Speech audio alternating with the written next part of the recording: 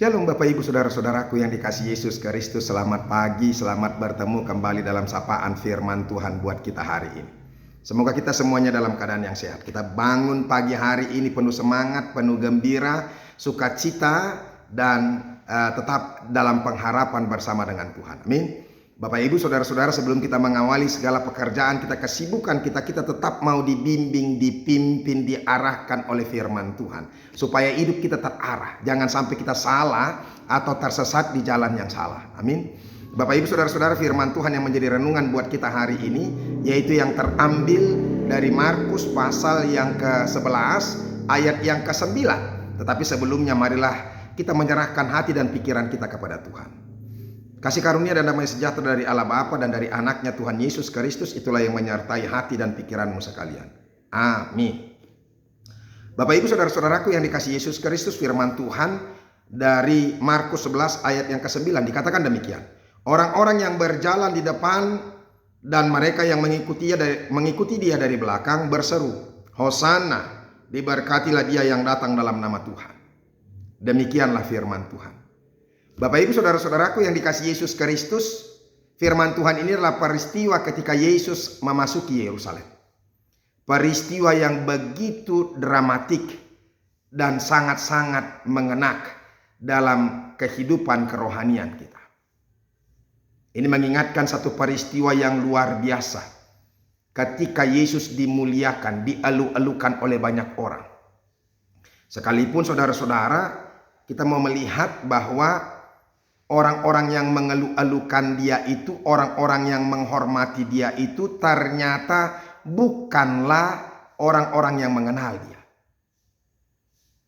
Kalaupun mereka mengeluh-alukan, kalaupun mereka menghormati dia, bahkan memberikan pakaiannya dan juga ranting-ranting di jalan dan juga daun palem, itu bukan karena pengenalan mereka bahwa Yesus itu adalah Mesias.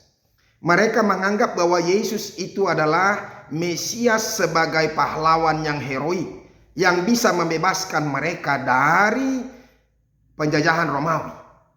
Sehingga mereka menjadi bangsa yang berdaulat, bangsa yang punya harga diri, bangsa yang disegani. Pemikiran mereka bahwa Yesus akan membawa mereka kepada hal-hal yang duniawi, kebanggaan, disegani oleh orang lain.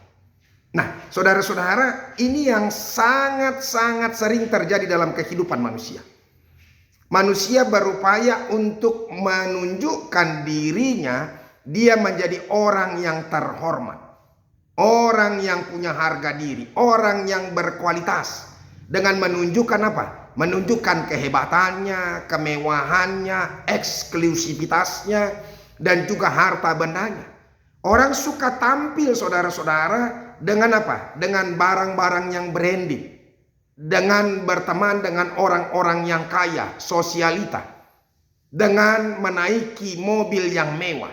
Karena dia rasa ketika dia melakukan itu, maka harga dirinya, penghormatan orang lain itu akan semakin tinggi kepadanya.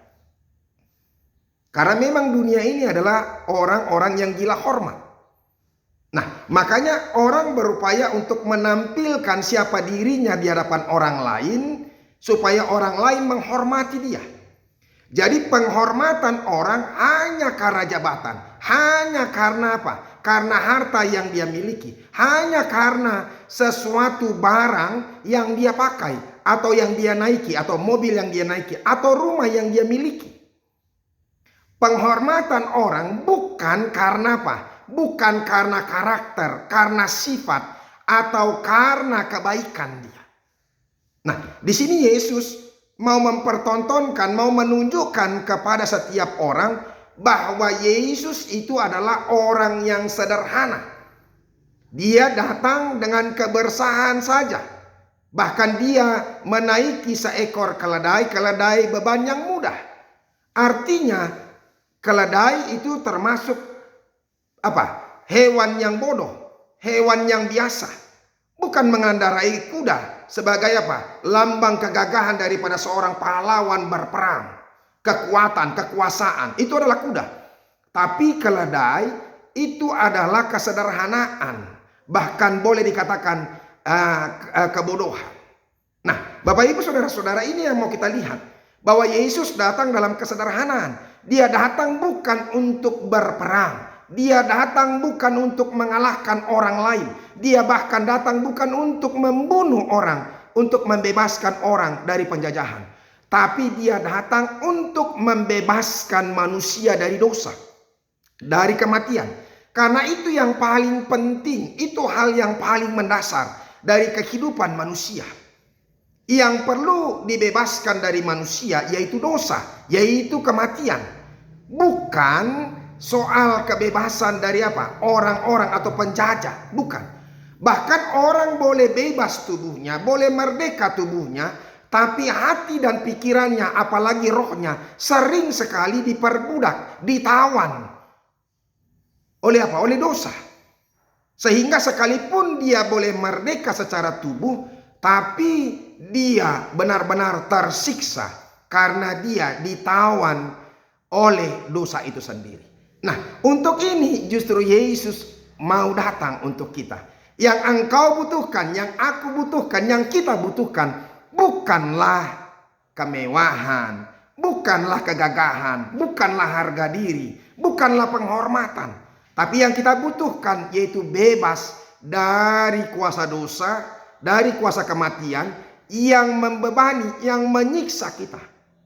Saudara-saudara, tahukah kita kenapa kita mengalami beban yang begitu berat? Itu semua karena dosa. Kalau kita orang yang baik dan benar dan tidak mau melakukan yang jahat seperti yang Tuhan benci, maka kita akan diberikan sukacita. Apapun yang terjadi dalam kehidupan kita, maka kita akan bersukacita. Karena apa? Karena kita hidup bersama dengan Tuhan. Hikmat daripada Tuhan itu akan dia berikan. Ya, rahasia, tidak ada lagi yang rahasia bagi Tuhan, karena kita adalah apa? Karena kita adalah sahabatnya, anaknya, begitu. Jadi oleh karena itu saudara-saudara, makanya tampillah dengan biasa-biasa saja. Tidak penting soal apa? Soal kehebatan. Orang berlomba-lomba sekarang menunjukkan harga dirinya, kehebatannya. Nggak penting apa yang dihasilkan oleh itu. Apakah semakin banyak orang yang boleh kita bawa ke dalam kerajaan sorga dan kita bawa ke dalam Tuhan, kehadapan Tuhan, ketika kita menonjolkan kehebatan kita. Yang Tuhan minta saudara-saudara, bagaimana supaya kita boleh menyaksikan Kristus dalam setiap hidup kita, dalam setiap perkataan kita, dalam setiap tindak tanduk kita, kelakuan kita. Sehingga orang melihat bahwa memang ini adalah orang yang sudah diselamatkan oleh Kristus. Sehingga melalui sikap dan pembawaan kita itu, kita akan bisa membawa orang ke dalam keselamatan. Oleh karena itu Bapak Ibu saudara-saudara, hari ini ya orang-orang yang mengeluh-elukan Tuhan, ya menghormati Tuhan, tetapi mereka yang nantinya kemudian, tadinya mereka mengatakan Hosana, diberkatilah dia yang datang dalam nama Tuhan. Tapi kemudian mereka justru yang mengatakan salibkan dia. Bapak Ibu saudara-saudara, melalui firman Tuhan ini ada dua hal yang mau diingatkan kepada kita, ya. Jadilah hidup menurut teladan yang dilakukan oleh Yesus Kristus. Hidup sederhana saja. Dengan kesederhanaan kita, kebersamaan kita, kedamaian kita, kita akan bisa membawa orang kepada Tuhan. Dan kita sendiri juga akan diselamatkan oleh Tuhan. Yang kedua, janganlah menjadi orang yang munafik. Yang orang hanya mau yang enaknya saja dalam hidupnya. Ya, jadilah orang yang apa? Yang benar-benar menjadi orang pengikut Kristus. Ketika kita mengalami pergumulan pun, tapi kita tetap setia kepada Tuhan. Ya, gak pernah kecewa. Karena apa? Karena kita tahu bahwa Tuhan kita adalah Tuhan yang memberikan yang terpenting dalam kehidupan kita. Engkau diselamatkan. Itu yang paling penting. Oleh karena itu saudara-saudara, mari biarkan Kristus tetap hadir dalam hidupmu, maka sukacitamu akan kekal. Tuhan Yesus memberkati. Amin. Terima kasih Tuhan untuk firman-Mu yang boleh kami dengarkan. Kami sekali lagi diingatkan bahwa Engkau adalah Allah yang menyelamatkan kami dari dosa dan kematian. Engkau datang membawa kedamaian. Oleh karena itu ajar kami juga untuk tampil sederhana, untuk juga bisa membawa orang lain kepada kerajaan Tuhan dan sorga. Terima kasih Yesus. Bapak Ibu saudara-saudara, saya sudah dengarkan firman Tuhan. Mari tetap setia kepada Tuhan dan ikuti Dia. Tuhan Yesus memberkati. Sampai ketemu besok.